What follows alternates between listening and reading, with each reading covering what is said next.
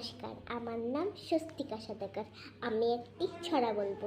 ছড়াটির নাম দূরের পাল্লা। লিখেছেন সত্যেন্দ্রনাথ দত্ত।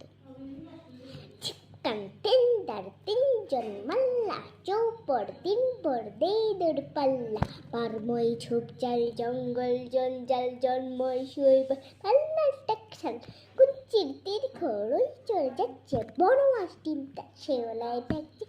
চুপ চুপ চুপ চুপ ওই ডুব দেই পান কৌটি, দেই টুপ টুপ টুপ ঘুমটার বৌটি, দেই টুপ টুপ টুপ ঘুমটার বৌটি। ঝকঝক কলসি বক বক শুনগো, ঘুমটার ভাগ বয় মনন মনগো। তিনটার চিপকান মন্তর যাচ্ছে, তিনজন মাল্লা কোন গান গাচ্ছে। রূপসালে ধান বুঝিয়ে দিছে সৃষ্টি, ঝুঁকছে যার সারি তার হাসি মিষ্টি। মুখখানি মিষ্টি রে, চোখে দুটি ভোমরা, ভাব কদমে ভরা, রূপে দেখো তোমরা ময়না মতির জুটি। ওরে নামি টগরি, ওরে পায়ে ধিও ভেঙ্গে, জলে হলো গো খড়ি।